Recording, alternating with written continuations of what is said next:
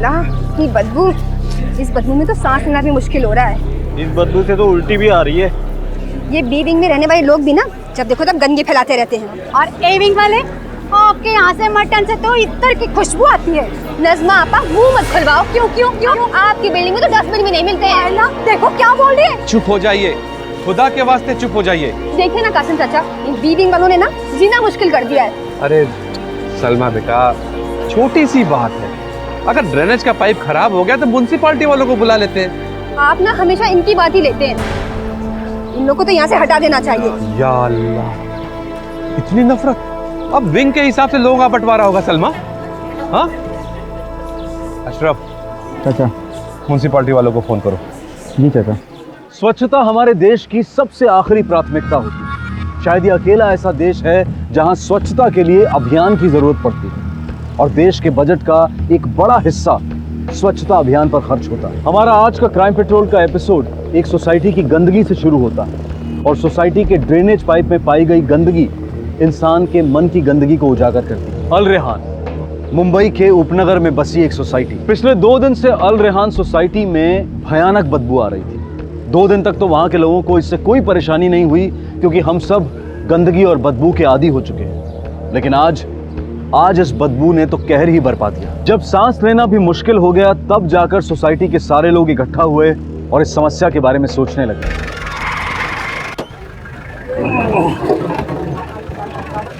क्या हुआ भाई?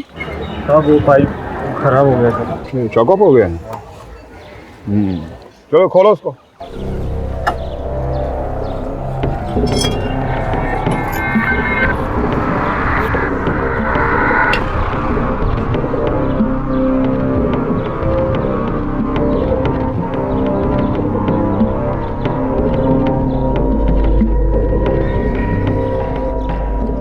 साहब ये देखो क्या निकला। या अल्लाह, या अल्लाह।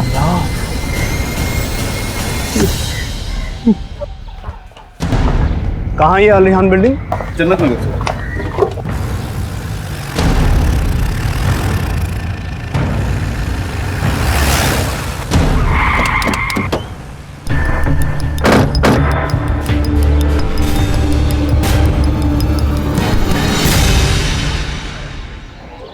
ये पाइप चौकअप हो गई तो खोल के देखा तो ये बॉडी के पुर्जे निकल आए। शिंदे, इन्हें लैब भिजवाओ। Yes sir. ये ड्रेनेज का पाइप आता कहाँ से है? सर अल रेहान की 3 विंग्स है सर, ए बी और सी। तीनों विंग का वेस्टेज यही जमा होता है सर। हर विंग में कितने फ्लैट हैं? 36 फ्लैट है सर। हमारे विंग में सब पढ़े लिखे लोग हैं साहब। ये जरूर बी विंग वालों का काम होगा। या अल्लाह, साहब हमने कुछ नहीं किया। ये कुछ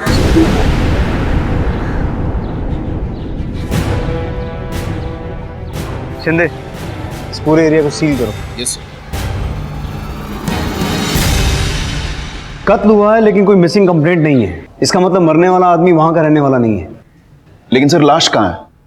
सिर्फ जिस्म के कुछ टुकड़े पाए जाना, मामला बहुत कंफ्यूजिंग है सर। इंसान के जिस्म के टुकड़े पाए गए हैं शिंदे। पता करो उस बिल्डिंग में इससे पहले कहीं कोई संदिग्ध हरकतें करता हुआ तो नहीं पाया गया है। मतलब ये कि जिस तरह से ये कत्ल हुआ है, मुझे लगता है इसके पीछे कोई मानसिक बीमारी का शिकार इंसान है और इंसान की विकृत मानसिकता उससे क्या क्या करवा सकती है इसका अंदाजा नहीं है तुम्हें। पता करो उस बिल्डिंग में कोई मानसिक बीमारी का शिकार इंसान तो नहीं है। और वो जो 2 औरतें आपस में बहस कर रही थी, जी, उन दोनों से अलग अलग पूछताछ करो। Yes sir.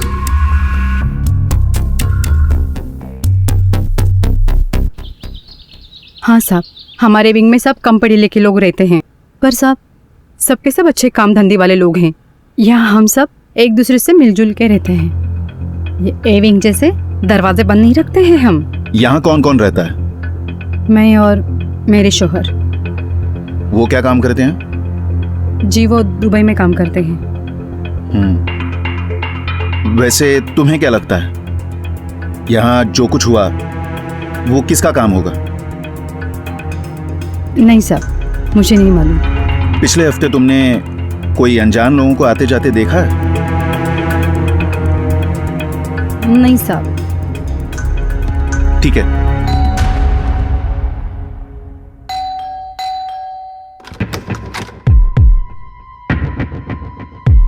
कुछ पूछताछ करनी है। पूछो, सलमा जी को भी बुलाइए। जो पूछना है मुझसे पूछिए, मैं सब बता दूंगा। देखिए, ये हमारे प्रोसीजर का हिस्सा है, आप प्लीज उन्हें बुलाइए। सलमा, सलमा, जी बाहर आओ। आई। हम अंदर आ सकते हैं? आइए।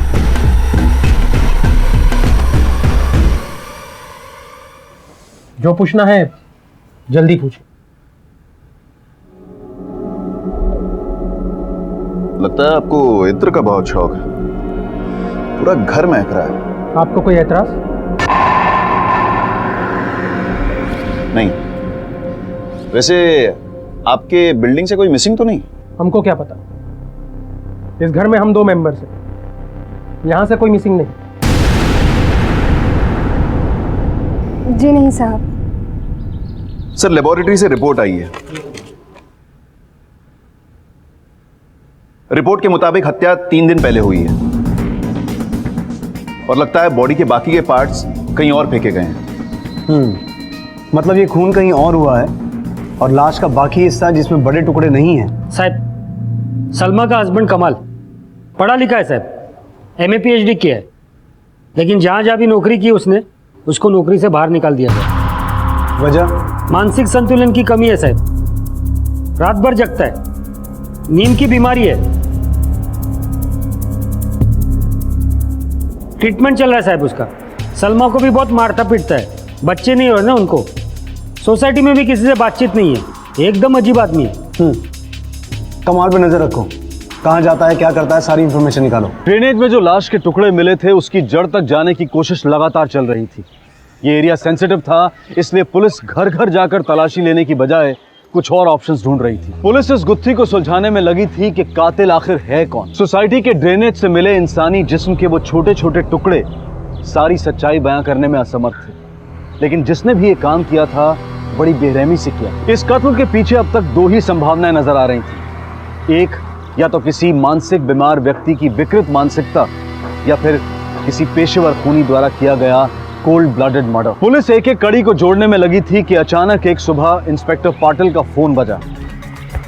जन्नत नगर के पास जो डंपिंग ग्राउंड है वहां चलना। Okay sir. जन्नत नगर डंपिंग ग्राउंड चला।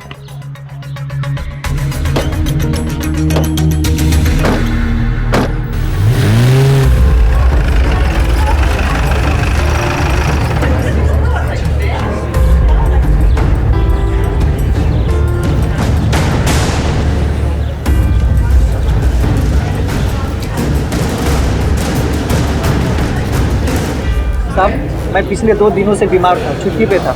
आज मैं जब कचरा उठाने के लिए आया तो यहाँ से बदबू आ रही थी। फिर मैंने आके देखा तो यहाँ पे ये पॉलीथीन मिला। फिर मैंने तुरंत आप सबको बताया। कामले, इसे फोरेंसिक लैब भिजवाओ। शिंदे ये किसी पेशेवर का काम लगता है, लेकिन इसके पीछे का मकसद क्या है, वजह क्या है, वो पता लगाना जरूरी है। कमाल के बारे में कोई खबर? सर, जैसे कामले ने कहा, वो नॉर्मल नहीं लगता, निशाचर है, रात भर घूमता रहता है। बुलाओ उसको। Yes sir. डंपिंग ग्राउंड है ना, डंपिंग ग्राउंड, हड्डियां मिली, इंसान की हड्डियां। या अल्लाह, असलम भाई, कौन हो सकता है दरिंदा? हमारे एरिया को नजर लगी है, काला जादू है ये, काला जादू। या अल्लाह, ऐसा भी हो सकता है? 3 दिन पहले आप कहाँ थे? याद नहीं। मैं हेल्प कर देता हूँ। आप डॉक्टर के पास थे। डॉक्टर के पास जाना कोई जुर्म है? बिल्कुल नहीं। मैंने सुना आप अपनी बीवी सलमा से मारपीट करते हैं। कौन नहीं करता, सब झगड़ते हैं। प्यार भी तो इतना ही करता हूँ मैं। आप अपनी सोसाइटी में सबसे कटे कटे रहते हैं, किसी से मिलना जुलना नहीं, बातचीत नहीं, ऐसा क्यों? ईद के दिन पूरी सोसाइटी को सेवइयों की खीर खिलाता हूँ मैं। डॉक्टर की रिपोर्ट कहती है कि आप बहुत जल्दी उत्तेजित हो जाते हैं, आई मीन वायलेंट। और जब आप वायलेंट होते हैं तो आपको ये कहते हुए सुना गया है कि मार दूंगा, काट दूंगा, बोटी बोटी कर दूंगा। आपको एक बार पहले अरेस्ट भी किया गया था। किसने दी रिपोर्ट? सलमा ने। एनीवेज, क्या लगता है आपको ये मर्डर किसने किया होगा? आप ढूंढिए, आपका काम है। और कुछ सवाल पूछना है या मैं जाऊं? जाइए। Thank you.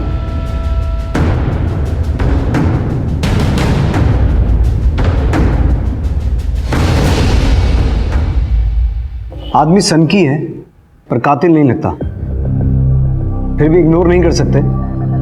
नजर रखना इस पे। हाँ साहब। अपने खबरियों से कुछ पता चला और कहीं कोई मिसिंग कंप्लेंट दर्ज हुई है? इस एरिया में तो नहीं। और वो डंपिंग ग्राउंड के आसपास कोई निशान मिले? नहीं सर, कहीं कोई खून के धब्बे या और कोई निशान नहीं थे। और हाँ, लाश के टुकड़ों को बाकायदा पॉलीथीन के बैग में लाया गया था। ये डंपिंग ग्राउंड से मिले जिस्म के टुकड़े और अल रेहान बिल्डिंग में मिले जिस्म के टुकड़े एक ही इंसान के तो नहीं है। लैब से पता करो, क्या पता एक ही इंसान हो। Yes sir. उसे ढूंढने में मेरी मदद करो। कांबळे, क्या हो रहा है? मी बघून येतो साहेब। क्या झालं पाटील भाई? बच्ची, क्या हुआ? मेरी बच्ची गुम हो गई है, उसे ढूंढने में मेरी मदद करो साहब। एक मिनिट साहेबकडे चला। साहेब मिसिंग कंप्लेंट लिखवाने आई थी। बैठिए।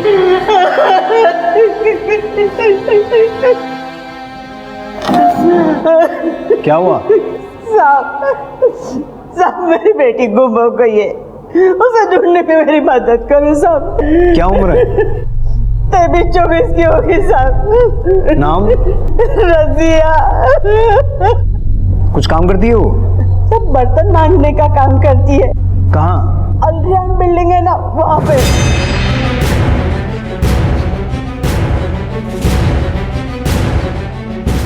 अल रेहान? हाँ साहब। आप कहाँ रहती हैं? मैं तो वहाँ सातारा रहती हूँ, लेकिन हमारी जान पहचान के हीरा भाई है ना, उसके साथ वो रहती है। लेकिन वो तो गांव गई है तुम्हारे पास, बोली माँ को लेने जा रही हो। मगर वो गांव तो नहीं आई। या अल्लाह, कहाँ गई है मेरी बच्ची? अरे चिंता क्यों कर रही हो, वो चचेरी बहन सायरा है ना, वो कभी कभी लेके जाती है उसे। तुम पहले अंदर तो आओ। पहले उसे ढूंढते हैं ना हम। अच्छा ठीक है, सामान रखो। सलाम वालेकुम मम्मी। वालेकुम सलाम बेटा। वो रजिया आई है तेरे पास? नहीं तो, मेरी तो उससे 10-12 दिन से बात नहीं हुई। लेकिन हीरा भाई कह रहे थे कि वो शायद तेरे पास रहेगी। घबराइए मत अम्मी, अल रेहान बिल्डिंग में होगी। किसी के यहाँ शादी ब्याह होगा तो किसी ने रोक लिया होगा। मेरा तो जी घबरा रहा है बेटा, तू जल्दी आ जा। जी। सलाम वालेकुम हिदायत भाई। वालेकुम सलाम बेटी। आपने रजिया को देखा क्या? रजिया तो 1 हफ्ते से नहीं आई करीब। या अल्लाह। अम्मी, मुझे लगता है कुछ गड़बड़ है, हमें पुलिस के पास चलना चाहिए। चलिए। शिंदे, अल रेहान बिल्डिंग के वॉचमैन को बुलाओ। Yes sir. आप लोग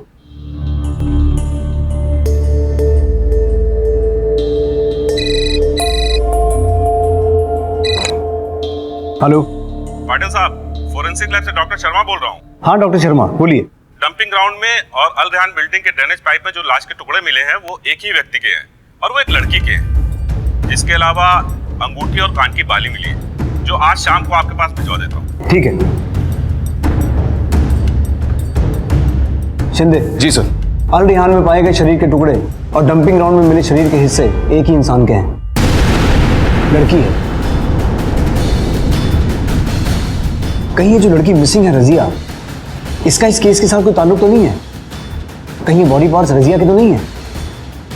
बॉडी के साथ मिली चीजें हाथ में आएंगी तो मामला और साफ हो जाएगा।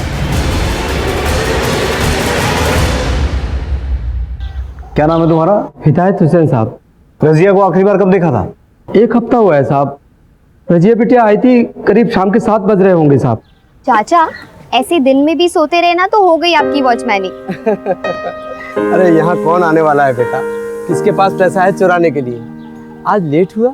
हाँ बस अभी सलमा आपा के घर का काम करने जा रही हूँ। तू बड़ी मेहनती है बेटी। चाचा, मेहनत करूंगी तभी तो अम्मी को यहाँ ला पाऊंगी ना। इतनी नेक सोच है तो अल्लाह ताला तुम्हारी जरूर हर ख्वाहिश पूरी करेगा। आमीन। अच्छा अभी मैं चलती हूँ, देर हो रही है। हाँ बेटी।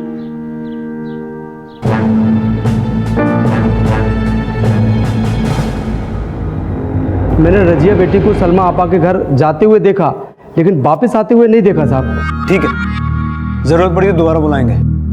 ठीक है साहब। शिंदे, चलो अल रेहान, और जो औरतें बाहर बैठी हैं उन्हें साथ ले लो।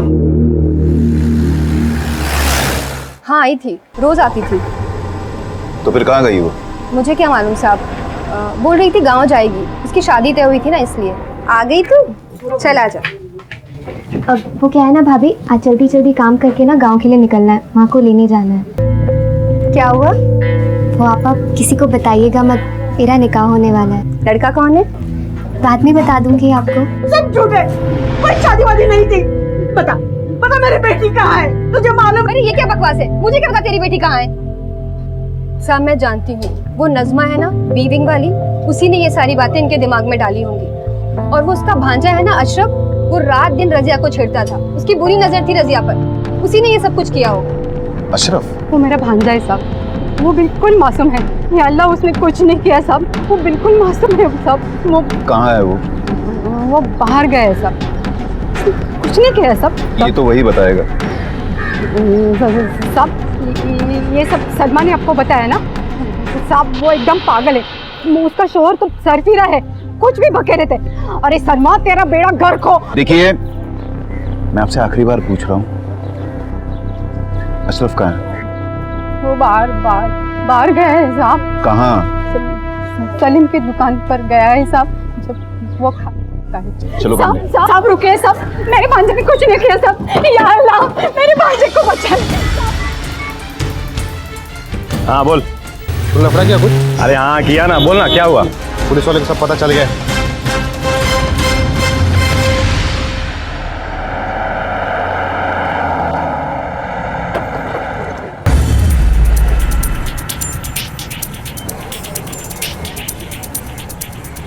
तेरा नाम सलीम है? हाँ साहब, क्यों क्या हुआ साहब? अशरफ कहाँ है? आया था साहब चाय पीने, चाय पी और चला गया, पता नहीं साहब कहाँ गया। तुझे लगता है पुलिस की चाय पीने का बड़ा शौक है? हमारे पुलिस स्टेशन की चाय बहुत कड़क होती है। साहब वो अपने चाचा के गैरेज में गया होगा, या फिर उस शक्ल है ना साहब, भिंडी बाजार वाला, उसके पास गया होगा। वो जब भी खाली होता है साहब, उधर ही जाता है। क्या हुआ, क्यों बुला? मिली मेरी बच्ची, कहाँ है रजिया? बैठिए। कहाँ है मेरी रजिया? एक बात बताइए, आप इन चीजों को पहचानती हैं?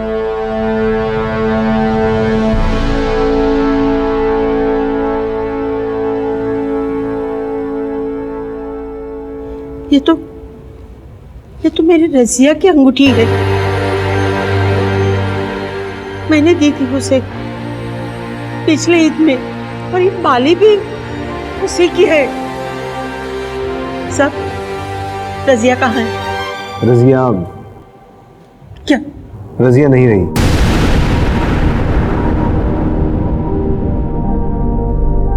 उसका मर्डर हुआ है।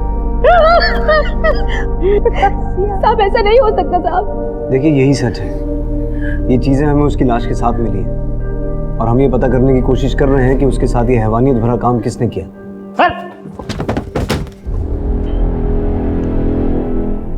तू मुंह खोलेगा कि मैं खुलवाऊं? साहब दिल आ गया था उस पे, इश्क करता था रजिया से। रजिया, अरे रुकना बाबा,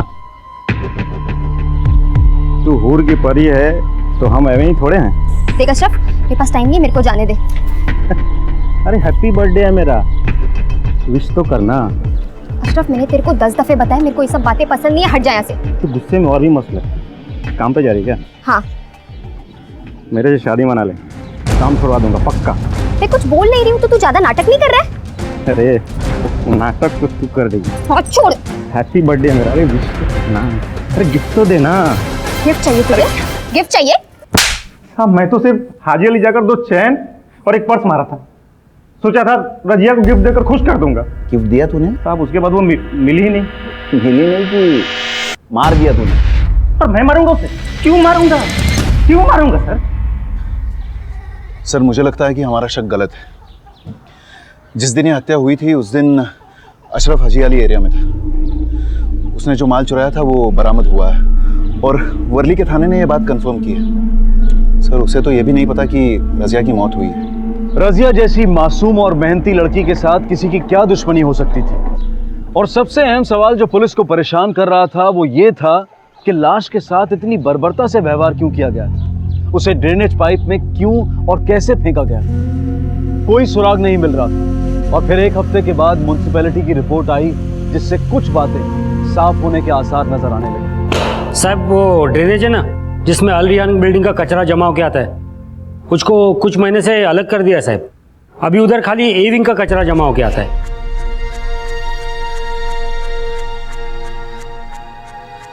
मतलब सिर्फ ए विंग में सारे राज छुपे हुए हैं। शिंदे, एक एक घर जाकर एक एक पाइप चेक करना होगा और हर पाइप का एक एक इंच चेक किया जाएगा।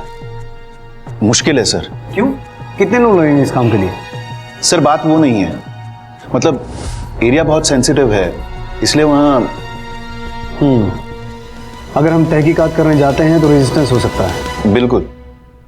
अगर हम वहाँ किसी और बहाने से जाएं तो, मतलब मान लो कि हम म्यूनिसिपैलिटी के कर्मचारियों को वहाँ भेजते हैं तो? पर सर वो तहकीकात कैसे कर पाएंगे? शिंदे, म्यूनिसिपैलिटी के कर्मचारियों के साथ अपने लोग होंगे उनकी वर्दी में, बहाना होगा ड्रेनेज के पाइप्स बदलवाने का, तब तो किसी को कोई ऑब्जेक्शन नहीं होगा ना। और जाने से पहले मोहल्ले के कुछ समझदार लोगों को कॉन्फिडेंस में देंगे। ए विंग में पढ़े लिखे लोग रहते हैं, पहले उनसे बात करते हैं। Yes sir. Sawant, Vishnu. Yes sir. Sir ये दोनों म्युनिसिपैलिटी वालों के साथ जाएंगे। सावंत, तहकीकात करनी है। Okay sir. मगर अलग अंदाज में। म्युनिसिपैलिटी के कर्मचारियों के साथ जाना है, उन्हीं के कपड़े पहनकर। एक एक फ्लैट के ड्रेनेज को चेक करो, खून के धब्बे, नाखून, बाल, कुछ भी मिले तुरंत इन्फॉर्म कर देना। और हाँ, किसी को भी शक नहीं होना चाहिए। ओके सर, ये मैं दो।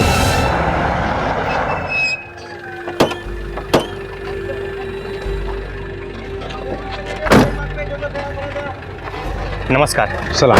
मैंने फ़ोन किया था। जी आइए आइए। आपको जो बार बार ड्रेनेज चोकअप होने की दिक्कत होती है वो हमेशा के लिए ख़त्म हो जाएगी।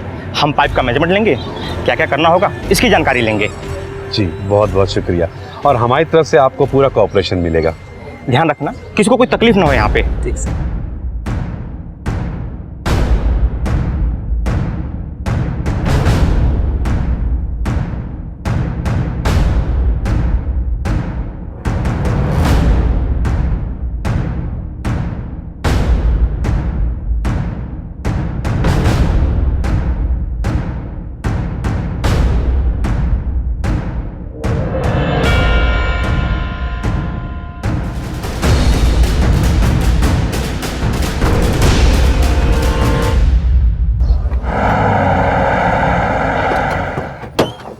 पाटिल साहब, अस्सलाम वालेकुम। कैसे मौलवी साहब? खैरियत। म्यूनिसिपैलिटी वाले आए हैं? जी जी। चलिए अच्छा है, आप लोगों की समस्या दूर हो जाएगी। जी हाँ, ये समस्या तो दूर हो जाएगी, मगर असली समस्या तो वो कत्ल है। कोई सुराग मिला उसका आपको? नहीं मौलवी साहब, अभी तक तो नहीं है। कातिल बहुत शातिर लगता है। या अल्लाह, इनको अल्लाह से डर नहीं लगता क्या? चलिए मौलवी साहब, चलता हूँ, जरूरत पड़ी तो दोबारा तकलीफ देंगे आपको। तकलीफ की क्या बात है इसमें, ये तो हमारा फर्ज है। जी, अल्लाह हाफिज।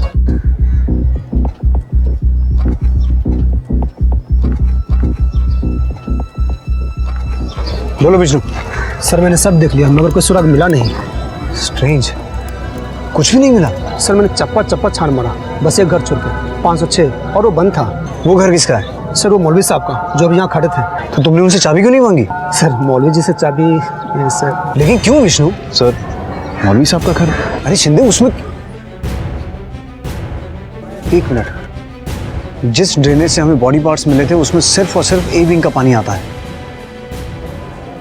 ए विंग के सारे फ्लैट्स चेक हो चुके हैं मौलवी साहब का घर छोड़कर, और रजिया को भी आखिरी बार ए विंग में ही जाते हुए देखा गया था। चलो।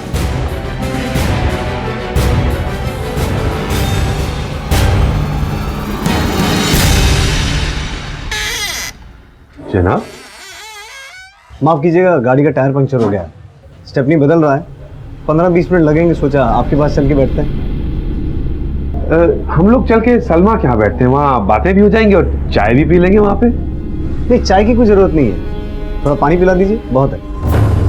आइए।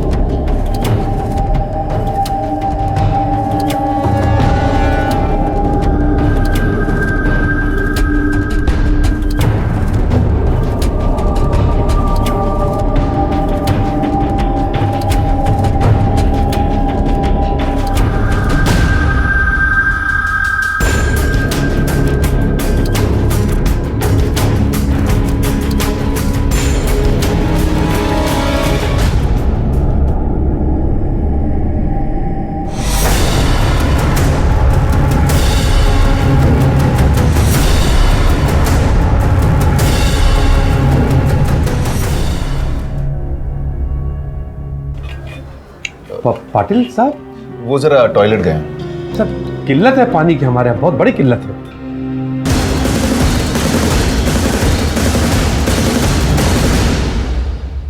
मौलवी साहब ये खुशबू? जनाब इतर की खुशबू है, वो लोग इज्जत से प्यार से मोहब्बत से दे जाते हैं बस। लोग इज्जत और प्यार से दे जाते हैं और आप उसे पैखाने में छिड़क देते हैं। वाह मौलवी साहब, लोगों के प्यार की आपको कदर ही नहीं है।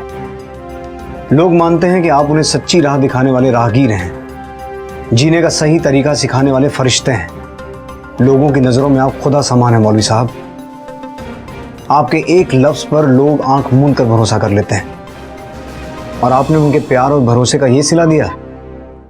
उनके प्यार और भरोसे को आपने टुकड़े टुकड़े कर दिया मौलवी साहब। जनाब ये क्या बक रहे हैं आप? आप अपना जुर्म यहाँ कबूल करेंगे या पुलिस स्टेशन चलकर?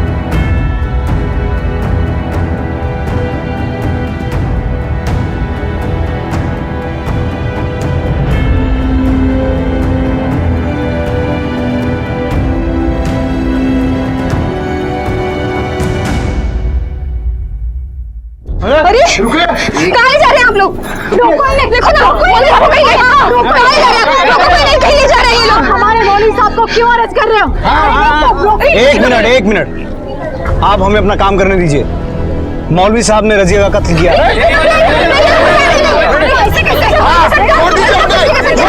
लाशें भी जाएंगी। कर दो। एक मिनट मौलवी साहब, अब आप ही नहीं समझाइए। अल्लाह के वास्ते आप लोग पीछे हट जाइए, इन्हें इनका काम करने दीजिए। रजिया का कत्ल मैंने ही किया है।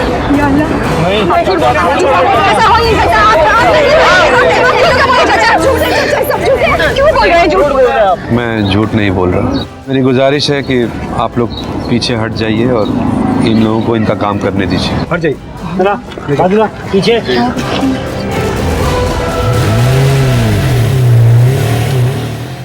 रजिया मेरे घर में काम करती थी, गांव से आई थी मन में उमंगे लेकर।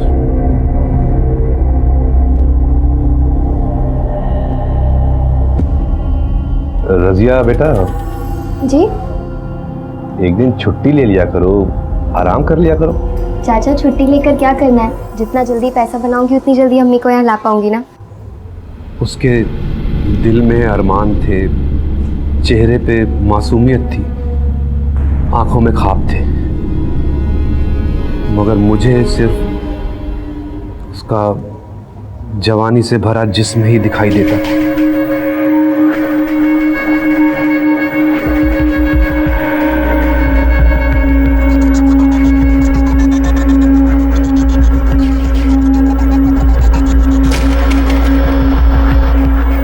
वो सुबह जल्दी आकर पानी भर दिया करती थी, तब मैं उसका भीगा हुआ बदन निहारता रहता था। मन ही मन सोचता था कि ये गलत है, लेकिन खुद को रोक नहीं पाता था। ज़्यादा से ज़्यादा मजहबी किताबें पढ़ने लगता था ताकि मेरे मन में ऐसे ख्याल ना आए, लेकिन मेरे लिए उसको भुलाना मुश्किल होता जा रहा था। फिर मैंने उसके सपनों को ही सीढ़ी बनाना शुरू कर दिया। रजिया जी ये लो, ये किस लिए? मिठाई है, पहले खा लो फिर काम करो। ये लो।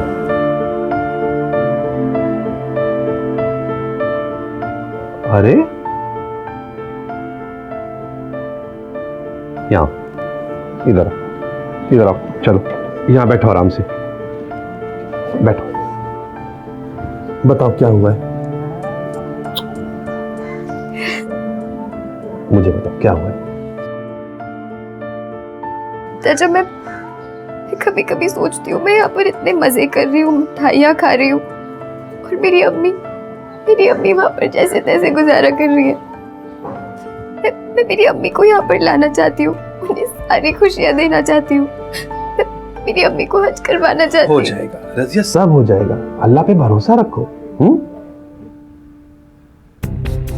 ये लो, नहीं चाचा, पैसे किस रख रख, ईदी समझ के रख लो, अम्मी के लिए कपड़े भेज देना।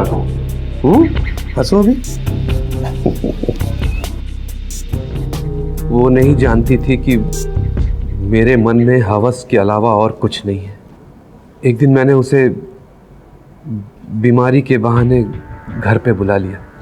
अरे रजिया, कमर में बहुत दर्द है। तो डॉक्टर को बुलाया आपने? मैं लेकर आऊं? अरे मैं जाके आया ना। क्या कहा उन्होंने? अरे डॉक्टर ने तो ये मलहम दिया है। मैं किसी मसाज करने वाले को ढूंढ रहा था, कमबख्त मिला ही नहीं कोई। अल्लाह, बहुत दर्द। चाचा आप भी ना, इतनी सी बात के लिए किसी को बुलाने की क्या जरूरत है? मैं मल देती हूँ, लाइए। नहीं नहीं बेटा, तुम नहीं। चाचा मेरी अम्मी के पीठ में भी दर्द होता था, तब मैं ही मरहम लगाती थी, लाइए दीजिए। नहीं नहीं रजिया, नहीं। आप चुप करके लेट जाइए, मेरी अम्मी कहती है मेरे हाथों में ना जादू है, अभी ठीक हो जाएगा, लाइए दीजिए। आइए आप लेट जाइए, आइए। ठीक है, तुम कहती हो तो। संभाल के, संभाल के, आराम से। वो मेरी पीठ पे मरहम लगाती रही। मैंने उसके बदन की गर्माहट को महसूस किया। रजिया, एक बात कहूं, अगर इसी तरह काम करती रहोगी ना तो कुछ नहीं होगा। दरअसल तुम्हें कोई ऐसा चाहिए जो तुम्हारी अम्मी और तुमको दोनों को यहाँ अपने पास रख सके। हाँ ना, अम्मी भी यही कहती है कि जल्दी से शादी कर ले। पता नहीं क्यों अम्मी को लगता है मैं कोई हूर की परी हूँ और कोई शहजादा आके मुझे ले जाएगा, पर वो समझती ही नहीं है कि मैं बर्तन मांजने वाली हूँ और पढ़ी लिखी भी नहीं हूँ। मेरे लिए तो तुम किसी हूर परी से कम नहीं हो। चाचा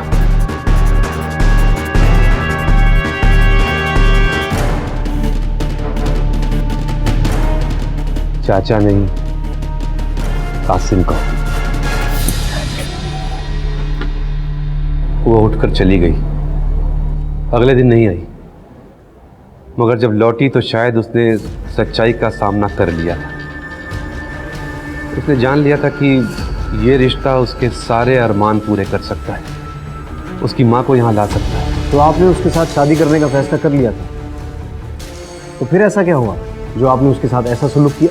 नहीं, मेरा शादी करने का कोई इरादा नहीं था। हाँ, मैं जानता था कि वो नेक है, पाक है। सिर्फ पैसों के बदले में वो खुद को किसी के हवाले नहीं करेगी।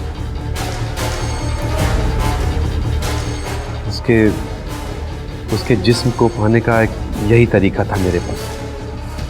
मैंने तो उसे एक ख्वाब दिखाया था, लेकिन वो तो एक सच्चे आशिक की तरह मुझ पे जान छिड़कने लगी थी, मुझे अपना शौहर मानने लगी थी। धीरे धीरे मैंने हमारे बीच सारी दूरियां खत्म कर दी।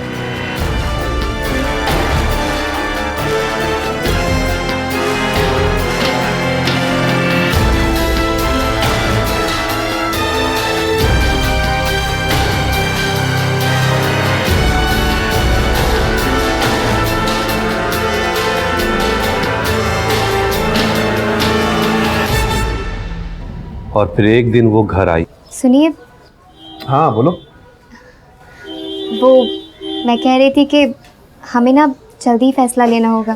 किस चीज का? निकाह का। क्यों? वो क्या है ना, मुझे नहीं लगता अब लोगों से ज्यादा दिन ये बात छुप पाएगी। मतलब इस घर में कोई और भी आने वाला है। रजिया। जी, और पता है मैंने तो सोच लिया है कि अम्मी को भी नहीं बुला लूंगी। तो क्या है ना, आपने कितनी भी किताबें पढ़ी हो पर बच्चे को संभालना तो नहीं आता होगा ना। अरे क्या बकवास कर रही हो? बकवास? ये क्या कह रहे हैं आप? आपने वादा किया है मुझसे, कसम खाई है। हाँ लेकिन क्या? देखिए कहीं आपकी नीयत में खोट तो नहीं है ना? देखिए ऐसा मत कीजिएगा, मेरी जिंदगी बर्बाद हो जाएगी, मैं कहीं की नहीं रहूंगी। और मेरी अम्मी नहीं, देखिए आप मजाक कर रहे हैं ना, बहुत खुश है ना आप, और उस बच्चे को भी आप उतना ही प्यार देंगे ना जितना आप मुझसे। सुनिए ना, एक बार कह दीजिए ना। अरे दूर हटो मुझसे, दिमाग खराब हो गया तुम्हारा? मौलवी हूं मैं, लोग क्या कहेंगे? लोग? आज अचानक ये लोग कहाँ से आ गए? और उस दिन आपको ये लोग क्यों नहीं याद है जब आपने अपनी हवस के लिए मुझे इस्तेमाल किया था? देखो, मैं तुम्हें पैसे देता हूँ, तुम डॉक्टर के पास चली जाना। वाह जनाब मौलवी साहब वाह, यहाँ तो आप बच जाएंगे, पर उस खुदा के घर में कैसे माफी मांगेंगे? देखो, खुदा और मजहब के बारे में मुझे समझाने की कोशिश मत करना। ठीक है, ठीक है, पर एक बात आप भी याद रखिएगा कि अभी के अभी बाहर जाके मैं सबको बता दूंगी ये बच्चा किसका है। जीते जी आपने मुझे दोजख में धकेला है ना, तो याद रखिएगा इस दोजख में मैं अकेली नहीं जलूंगी, आपको साथ ले जाऊंगी।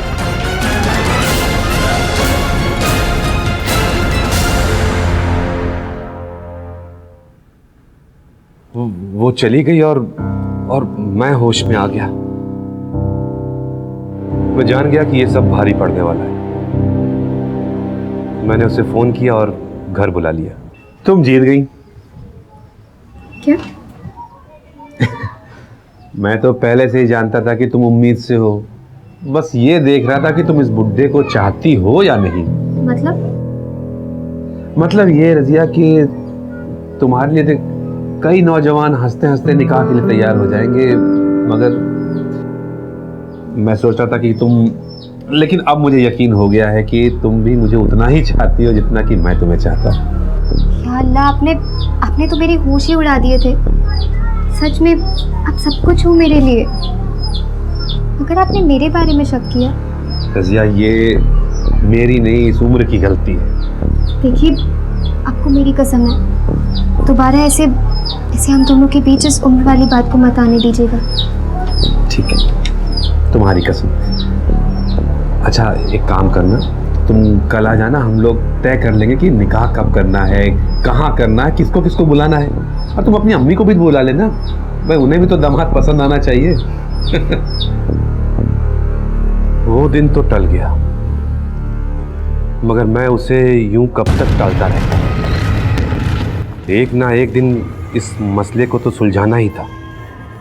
इस तकलीफ से निजात पानी ही थी। अगर वो मेरा भांडा फोड़ देती तो जो इज्जत, जो प्यार और भरोसा मैंने लोगों के बीच बनाया, वो तो चूर चूर हो जाता।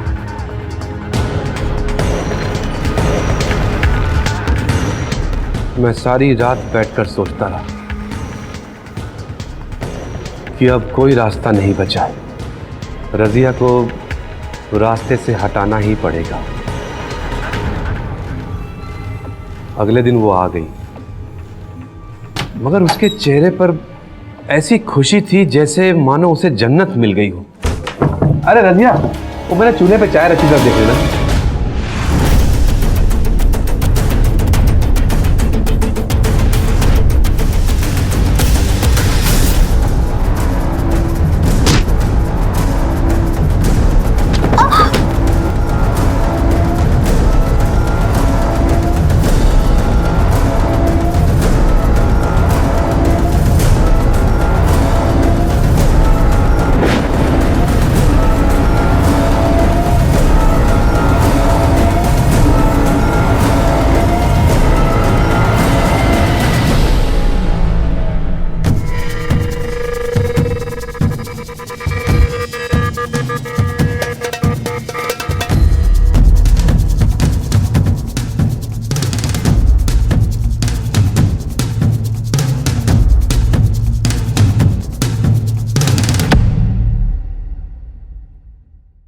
लाश को उस हालत में ले जाना मुश्किल था। मैंने रात होने का इंतज़ार किया। मैं बाहर गया, वॉचमैन को भी आंख लग गई थी, तो मैंने सोचा यही सही मौका है।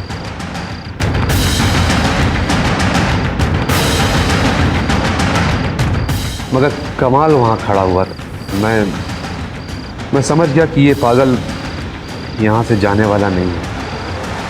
फिर भी मैंने इंतज़ार किया, लेकिन जब वो वहाँ से नहीं हटा तो फिर मैं घर वापस आ गया और चाकू उठाया और लाश के टुकड़े टुकड़े करके एक एक टुकड़ा पखाने की पाइप से बहाना शुरू कर दिया। और कोई चारा नहीं था मेरे पास, और जो टुकड़े पाइप से नहीं गए उन्हें मैंने एक पॉलीथीन के बैग में भरकर, साहब, शैतान ने कब्जा कर लिया था मेरे दिमाग पर।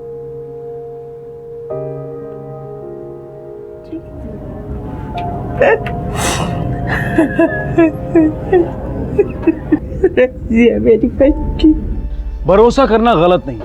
इंसान अगर इंसान पर भरोसा नहीं करेगा तो कयामत का दिन दूर नहीं, लेकिन किसी पर भी भरोसा करते समय सतर्क रहना बहुत जरूरी है। चाहत को मोहब्बत में और मोहब्बत को रिश्ते में बदलते वक्त तो ये सतर्कता बहुत ही जरूरी होती है। रजिया मेहनती थी, उसके मन में जो सपने थे उन्हें पूरा करने के लिए उसने एक समझौता किया और वो उसे ईमानदारी से निभा भी रही थी। लेकिन अपनी जिंदगी का ये अहम फैसला लेते वक्त उसने अपनी माँ, अपनी चचेरी बहन या अपने नजदीकी लोगों से बात तक नहीं की। वो ये भूल गई कि जिस रिश्ते को वो जी जान से निभा रही थी उस पर अभी तक कानून की मोहर भी नहीं लगी थी। आंखें मूंद कर भरोसा करने का नतीजा ये हुआ कि जिसे वो अपना सब कुछ मान चुकी थी उसके अंदर का शैतान वो देख नहीं पाई। शराफत के मुखौटे के पीछे छिपे जानवर को वो समझ नहीं पाई। अगर रजिया अपनी माँ से या अपने हितैषी लोगों से इस रिश्ते के बारे में बात करती, सोच समझकर कदम उठाती, तो शायद इस दरिंदे के अंदर की गंदगी और बदबू को वो सही समय पर पहचान जाती। मौलवी कासिम पर उसके घिनौने अपराध के लिए मुकदमा दायर किया गया और उसे उम्र कैद की सजा सुनाई गई। आपसे फिर मुलाकात होगी अगले एपिसोड में एक और चौंका देने वाले केस के साथ। तब तक अपना ख्याल रखें, सतर्क रहें, सुरक्षित रहें और देखते रहें क्राइम पेट्रोल सतर्क। सबक एक को, सीख हम सबको।